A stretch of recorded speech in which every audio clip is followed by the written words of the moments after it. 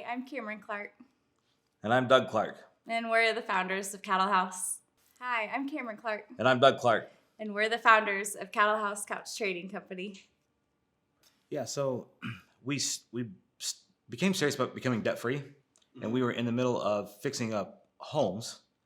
And as we were staging the homes, we started looking at couches. Okay. And when the home would sell, we'd sell the couch, or if she decided to go a different direction with the design, we would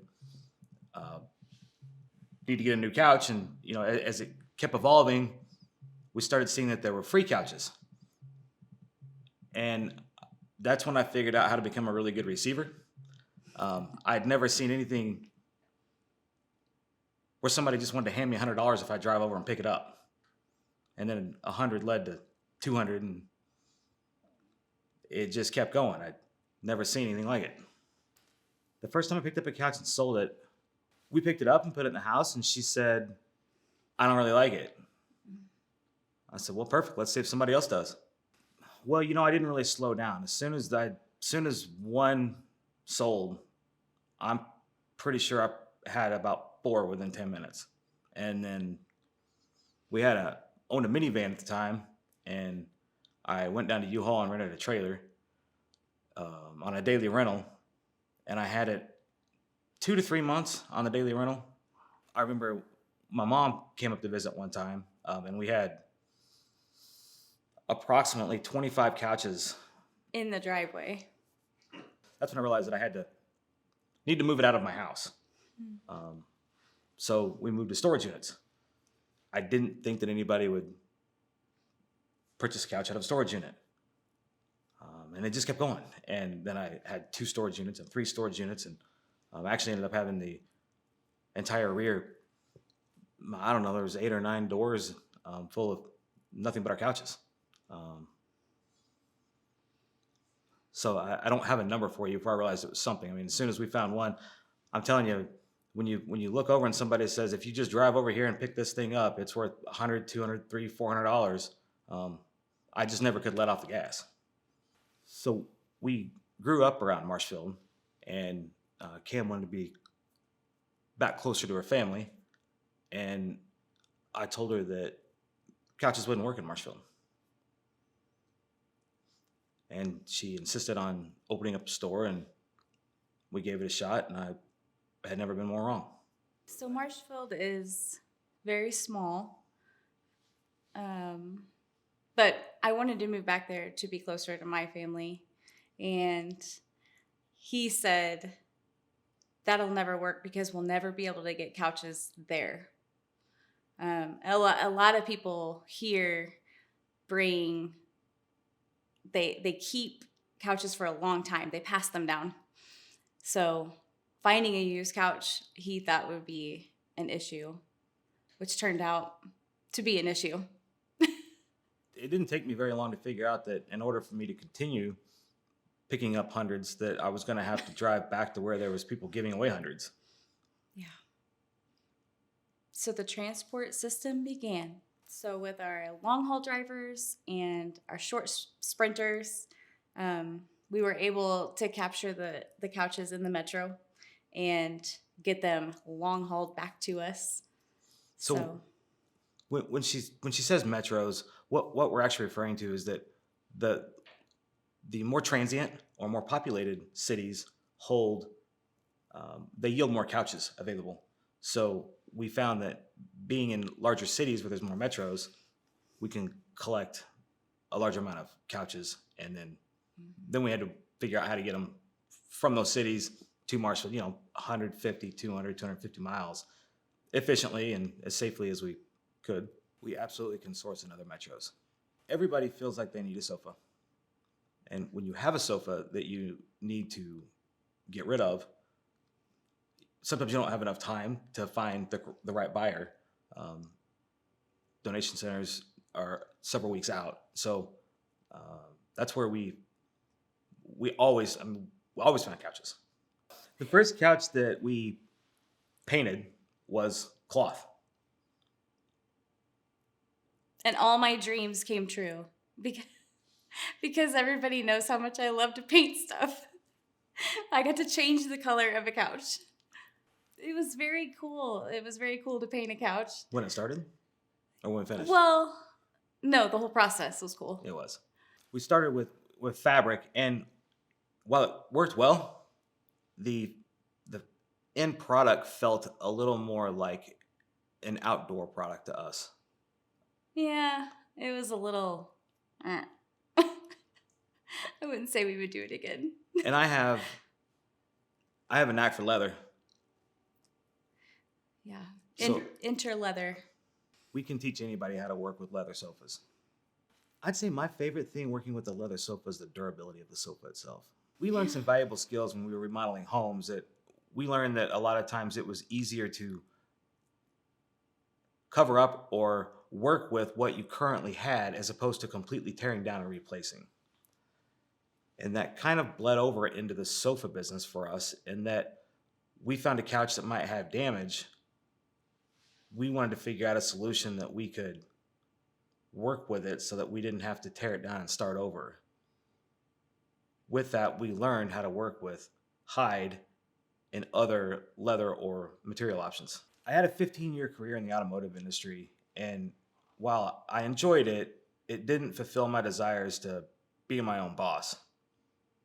And so I was searching for ways that I could run a business and own a business.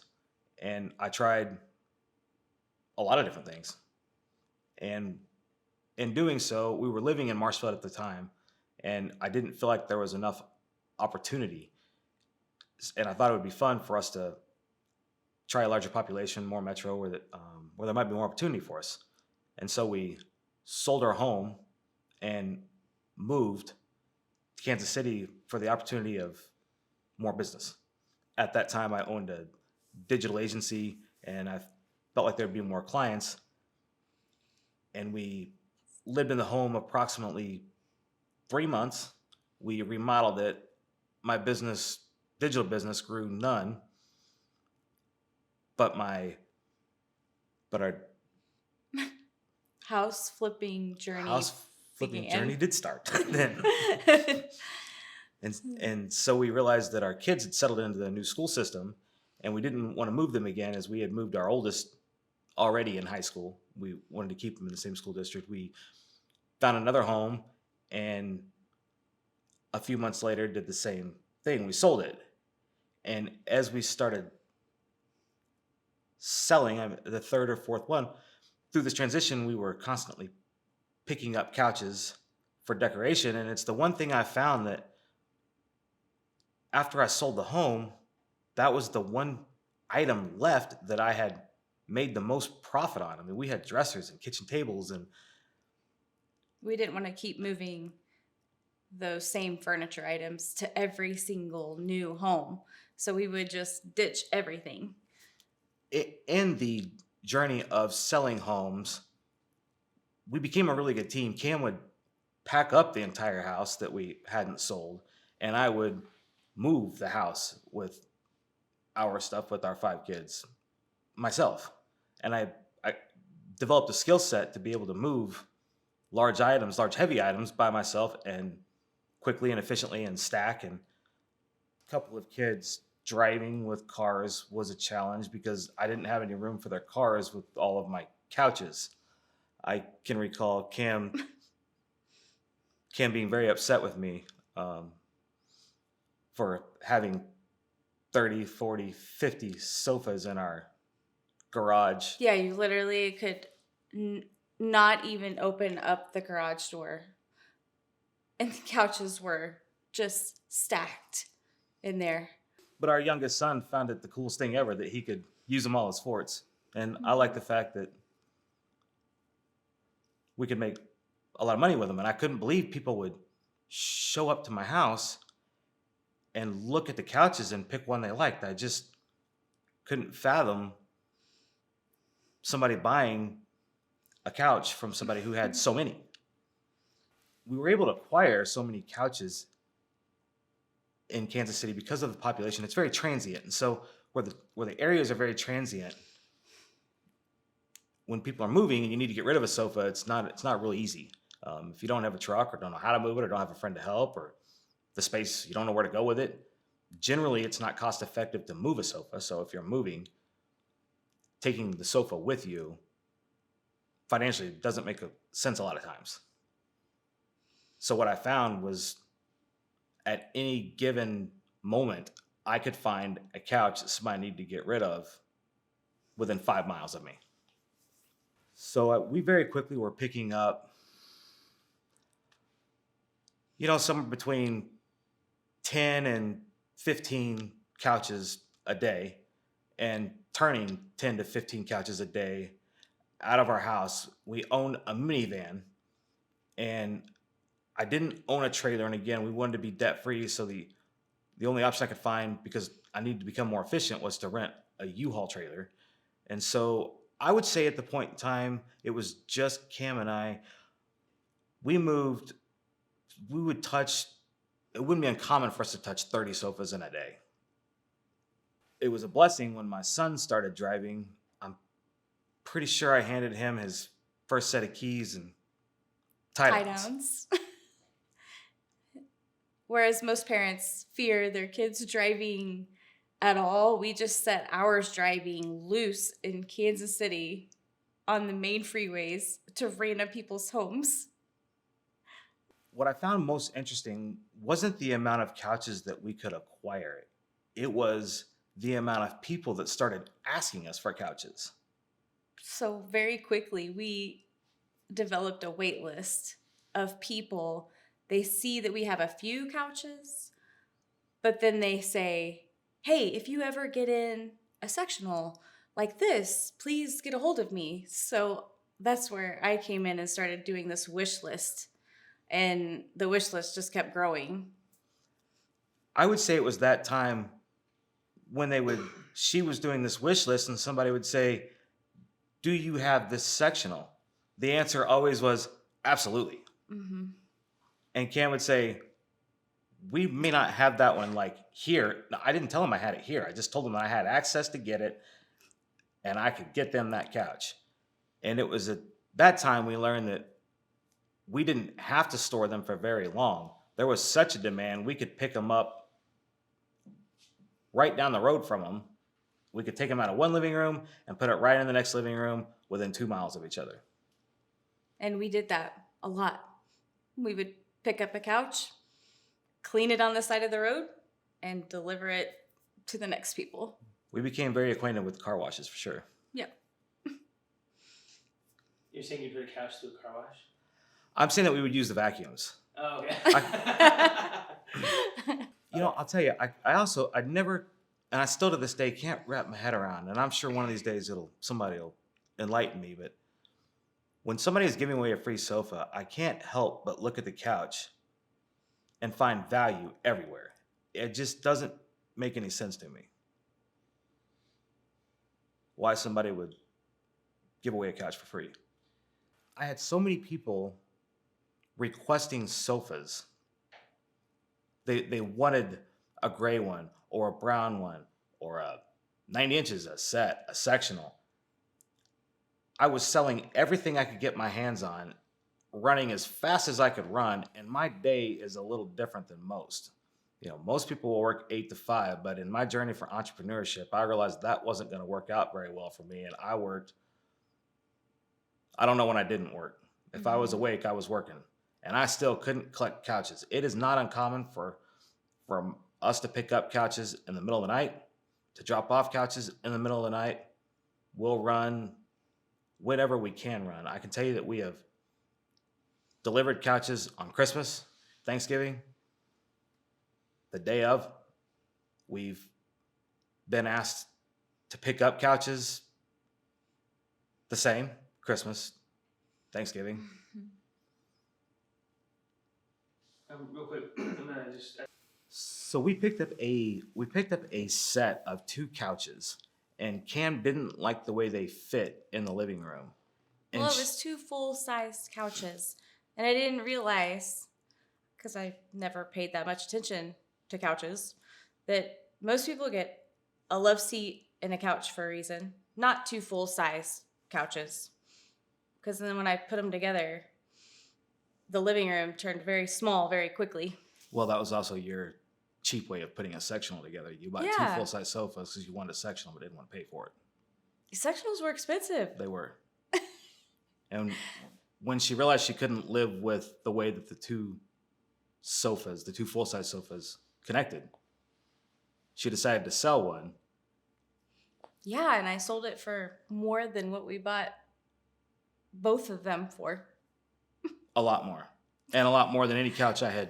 If I added up the amount of money we had spent on all the couches previously, it didn't account for the amount of money that one sofa sold for. And I looked at her and said, if we can sell that second sofa for the same as you sold that first sofa, I don't think there is any other work I can possibly do to make that kind of money. When it came to pricing a sofa, we didn't have a guide. Our light bulb moment was definitely when we took those two couches, we sold them for more than we paid for both. And then I moved that couch into the next home. It didn't work. That couch sold again for more than what I paid for both of them. So essentially we doubled our money. And She thought two full-size sofas in a living room was too cramped, and it didn't take me but a few days, and she had 15 sofas in that living room. yep. And we were selling them for a good profit as soon as we were listing them. We started pre-selling them. I have a funny story. Do you remember that couch that we went and picked up from Look this way for me. from a guy that was getting rid of it? We went, he had it listed for free. We went and picked it up. And I felt bad for taking his free couch, not realizing that he was giving it away because it was a nuisance to him. And we offered to pay for it. And he said, no, just take it. So that couch that we acquired for free was the nicest couch we've ever owned. It was nice. It was super nice. I thought that because it was so easy that the guy said, come pick it up, and we did, that we would come across many opportunities of that caliber couch. And while we've had a lot of nice couches, that one said couch probably was the nicest. Definitely. We were only in Kansas City for 2.5 to 3 years after leaving Marshfield. Mm-hmm. And I remember coming back to our friends and realizing that they had no idea. No clue. They had no clue what I had turned into and what we were about. And we were still a secret. We were 4 years, 5 years of full-time couch selling. And our closest friends had no clue, idea. and I didn't know how to tell them. Well, there's like this stigma about used couches that we didn't overcome for a long time, even though we knew the couches that we were picking up were out of clean places. But there was a stigma about, ew, that's gross, or we just knew differently because, well, we knew where they were coming from, and we knew what we did to them to process them.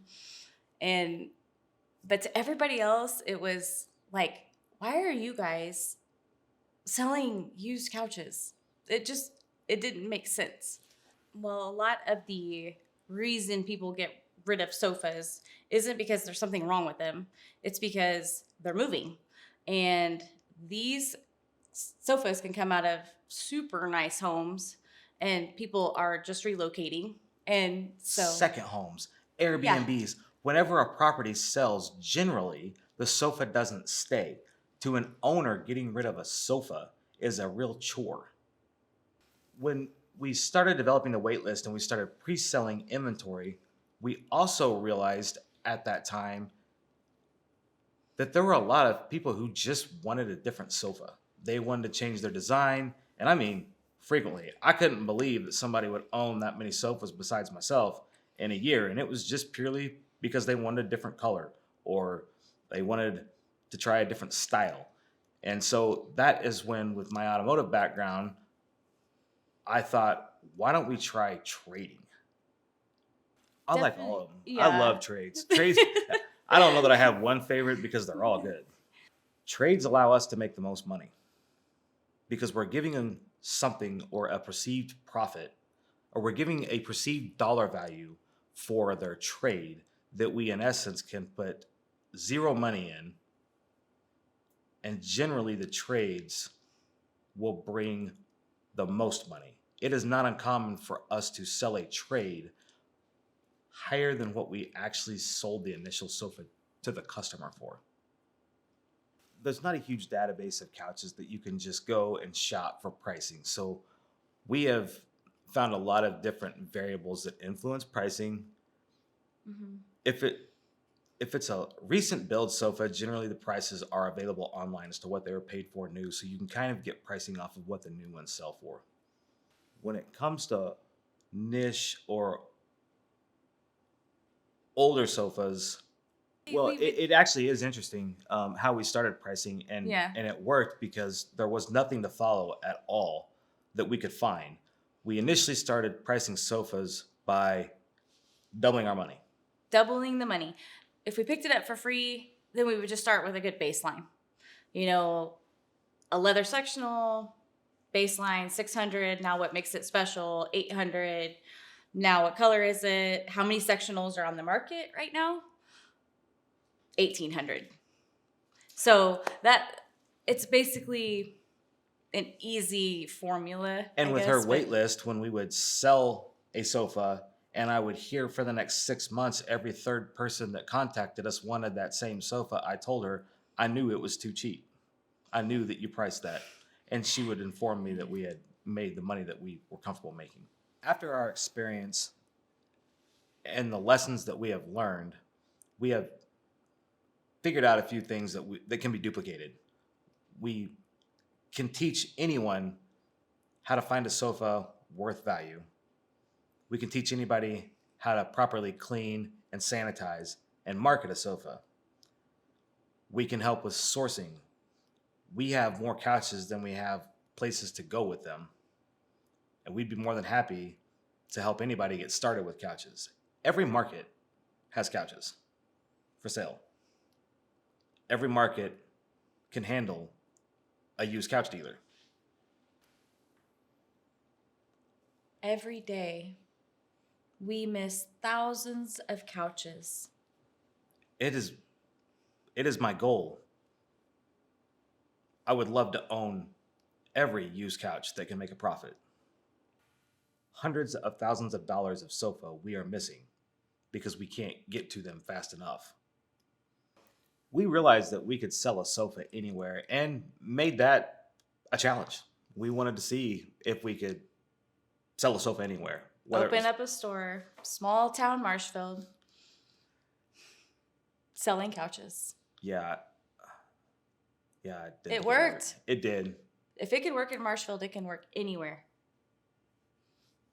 I've done a lot of different things being the entrepreneur that I am, and I can't get away from this one. I never could. We sold that first couch that we picked up for free, and it was lights out for me, and I've been dancing in the rain ever since.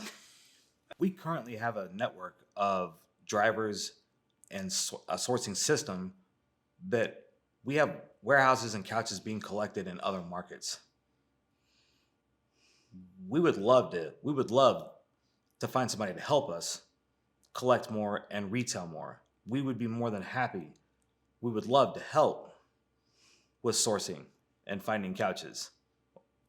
I'll be happy to send them as many couches and cowboys as we need to get it off the ground. You could drop Cam and I off in Dallas, Phoenix, Oklahoma City, Tulsa, Little Rock, Boise, Kansas City, St. Louis, Seattle.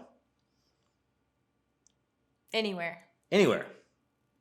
And we can collect 1,000 couches in a week that'll make a profit. Definitely. So there is no reinventing the wheel because we've already lined out that whole system and process. We can tell you what couches will make money. We'll help you pick out the couches. We'll help you Price? market the couches, price the couches, sell the couches. We know no matter what business you're in, you need to buy low and sell high. And our goal was to acquire sofas for the least amount that we could. So we found that picking up sofas that were less desirable to others were the most desirable to us. We found if we developed systems, if we could cover up or mask or enhance the sofa to make it more desirable, that became the most profitable for us.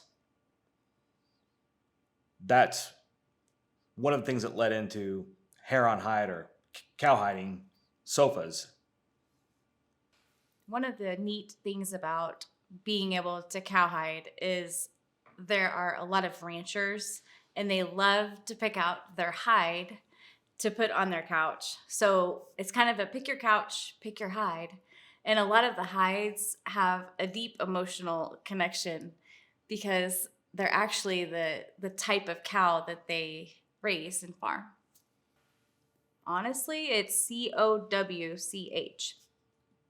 Couch. When you store couches in mass quantities, you want to, I'm ready for it. you are, Yep. you want to take up the least amount of room possible. So, We're always couch tipping. We didn't practice that. That was awesome. Well, we realized that in a lot of it, we realized that in the transportation aspect of the business, when we were sourcing couches from so far away, we realized that it took a special skill set to move them. We learned a couple of things. The first thing we learned is that it's very difficult to transport sofas that aren't built with real quality. So we had to transport quality. We had to transport quality, and it was easier for us to prepare a sofa for retail. It is easier to clean leather. Well, we found that our customers like to customize their pieces, and we found that one way we could add customized options is allowing sofas that come in with damage. To fix that, we found it easier to found it easier to just mask it. Oh, okay. A lot of our pieces, no. Sometimes. Our cowboys kick the shit out of our couches. Sometimes our cowboys bring in pieces that have a little damage from either an animal, such as a cat scratching the arms of a sofa. And so we found to add value in that, and it's not have that couch be just a piece of trash, that we could mask it with cowhide, and people love it. And it adds a lot of value to the sofa. And Character. yes, character. Customers can pick their design style and match the hide with their taste and desires. Mm-hmm. Yeah, and there's lights and darks and wild and crazy, and it's really taking the business to a whole new level when you can customize pieces of furniture for your home. Hi, I'm Jeff Alexander with Franchise Succeed. I'm really excited to be here with Cameron and Doug Clark of Cattle House Couch Trading Company. It's an amazing business that I came across in the most crazy manner, and I'd just love to kind of talk to you a little bit about my experience, frankly, as a customer first, and being able to see that amazing opportunity that Cattle House is. My wife and I, we lost our home in Hurricane Ian, and we were in Missouri looking for couches because most of all of our furniture was gone. And I remember what the process was shopping. And we went to the Nebraska Furniture Mart and looked what it would cost to outfit an entire house at one time. And it was terrifying because it's not something you're used to. And we were like so disheveled at that point. We literally bought a mattress and a box spring and then came home. That's all we bought at the first trip to Nebraska Furniture Mart. And I was very fortunate because my wife Amy happened to be looking on Facebook and saw these great leather couches and thought, well, let's go look. We didn't even know where Marshfield, Missouri was. That's how long we had been in Missouri. And we got in the car, and I remember driving down, and it went to this it looked like almost like an old restaurant or something like that. And I walked in, and I met you guys, and then I saw the furniture, and it was just something outside of what I would have ever imagined. I don't know if you guys remember that, but it was for me. It was like, this is amazing. I mean, the inventory, the quality, but frankly, for me, it was the price. I couldn't believe what I was looking at, because I had just looked at leather couches and up in Kansas City for $3,800, $4,000 a couch, and I'm looking for and I find fantastic couches for $1,200 to $1,600 a couch. So from that point, we really started to realize that we have something. And I remember my eyes opened when I think I was talking to you, Doug, and you told me, I think we did 1,000 couches last month, and my mind was blown. Do you remember that? Yes. And I couldn't fathom it. So one of the things that really got my attention was when you started talking about you had to get rid of and wholesale a bunch of couches to other guys selling couches because you simply could not get them in the door. And what that opened my eyes is there just needs to be more retail opportunities. And we've been really fortunate to be able to talk and figure things out. So, when our team started working with you guys, talk to me a little bit about, Franchise Succeed and our team and what we've been able to do and work with you guys to kind of get this through the process. But your team has been a real blessing for us. In the state that our business was in, or has been in, this constant demand, we have reacted a lot. Mm-hmm. So for your team to slow us down and look at the bigger picture and stop us and say, why did you do that? Or what was the reasoning behind that? And to force us to dive into what we were doing really opened up a lot of opportunity and made us become more efficient. In, the franchising journey and growing a business that way is absolutely challenging. Do you think it's something you could have figured out all by yourself, or do you feel like it's something that you really needed that help? We absolutely would not have been able to franchise without your help. I think that the fun part for us is, I don't know that there has been a business that I've been around that has been as exciting as Cattle House. I mean, when you just look at the numbers, and I think we were joking yesterday, we have 9 Cattle House couches in our house. And I'm pretty confident I have the only rattlesnake sectional on the planet. 100%. So, but one of the things that was so interesting is your connections to sourcing and your guys that can drive around and pick up all over the country. And just in your business now, we were just talking that you're sourcing all the way from Dallas right now, which is almost 10 hours, a 10-hour loop, and you're picking up. So how much easier would it be for a franchisee in Dallas or in Oklahoma City or Little Rock, anywhere around there? How easy would it be pretty much to be almost turnkey? Oh, absolutely. Yes, they could absolutely open their doors. Sourcing of inventory in that market is a no-brainer for them. There's plenty of couches and there's plenty of buyers. What do you think some of the struggles might be for somebody that's getting their foot in the water? They're dipping their toe in the water, but they opened their location. What are some challenges that you think the average person is going to have to deal with? Yeah, so I would say that the biggest challenge, with our help and the systems that we've developed, obviously we can help guide somebody through a lot of the things, through a lot of the heartache that we had to go through.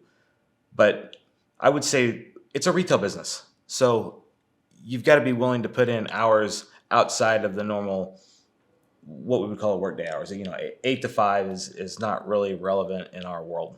One of the things you jokingly talked about yesterday was wine hour or something like that. But you said that the biggest time for most of your purchases is when? 8 to 11 p.m. And what do you call it? Wine time. Wine time. So it's the speed of response time. But these are small little snippets that make all the difference. And your experience over the years that you've built this business is, again, that's why people buy a franchise. Is they realize, wait a second, I need to have somebody answering in minutes, between those time periods and those blocks. What are some things that you feel like you could support a franchisee with systems and processes? What are some other things that you think that are some outliers that people wouldn't consider when they were thinking about this business in general? Couches are big items. So understanding how to move around 10, 15, 20, 25, 50, 100 couches in a day or a couple days, initially can be challenging, but once you've worked with sofas and moved them, it becomes, well, it's like second nature for us. I mean, and we move couches all of the time individually. All of our workers will move them by themselves. So, one thing you have to understand is that, like, our world of moving a couch is no big deal, but to most people, it's a huge deal. But we can teach you how to move a couch by yourself, no problem. So I would say that'd be one thing, is just the sheer volume of moving that many couches. And then when you're delivering, everybody wants to ask you, or they're afraid that the couch may not fit through a doorway. And while it is actually the opposite, it's a rare occurrence that our cowboys and that we can't get a couch into a doorway. The way you twist and move them is so, that there's the size of the couches and then how to move the couches that, Yeah. we help with. The sourcing, again, for that market is a no-brainer. There's plenty of couches available. What about display and retail, the retail component? Because I think that's one thing that caught my eye is how everything looked. I mean, it just looked great, which is online. Yeah, so we have found that we have found couple of systems that help portray the brand, and we know that that's what sells couches. And we are more than happy to help with assisting on the marketing side. Because you guys have a system that you guys have put together that does that. Yes. We do have a good system. So what are kind of some systems and processes we have together with you guys put together that have really kind of streamlined to make the process a little bit easier? Yeah, since working with your team, we realized that because it was an innate nature for us, it's not going to be when we have to teach others. And so with that, we developed, with your help, a way to basically walk somebody through the entire process and show that we're walking through the process. So one of the things we were able to do was add, when a couch gets checked in, we have an inspection checklist. While it was a natural thing for us, we realized that in teaching that, we need to walk them through the process of how do you check one in and what does it mean. And when we detail one, we tag them, and holding people accountable and signing off on it. There was a lot of things that we took for granted that we appreciate your eyes and insight on helping us develop a system for ourselves. We've talked about numbers, and in our item 19, which is the breakdown of financials, we showed near $2.8 million in sales with a net somewhere around $1.2 million. You guys are the pros in the business. How likely is it for somebody to reach anywhere near the kind of numbers and production that you guys have been able to put together? In many ways, it's going to be even easier, more attainable than our opportunity, because we are so rural. And so somebody opening up a store near a major metro or even closer to a metro would just, it would be so much easier to attain, better than what we are. It's a definite advantage. Yeah. I think Marshfield's got 7,000 people in it. 6, I think. 6,000. Yeah. Yeah. Yeah, it's definitely in the most expensive part of acquiring the sofa, or the most expensive part of our cost of goods sold is the transportation. It's not actually the sofa; it's moving them around, and you alleviate a lot of that By being a larger area. Yep. Either bigger thoroughfares. Hi, I'm Cameron Clark, And I'm Doug Clark, and we're with Cattle House Couch Trading Company. here today with Jeff Alexander with Franchise Succeed. If you are looking to take your business to the next level, we highly recommend Jeff, Janice, and team of Franchise Succeed. Boom. Got him. I forgot the founders. Go get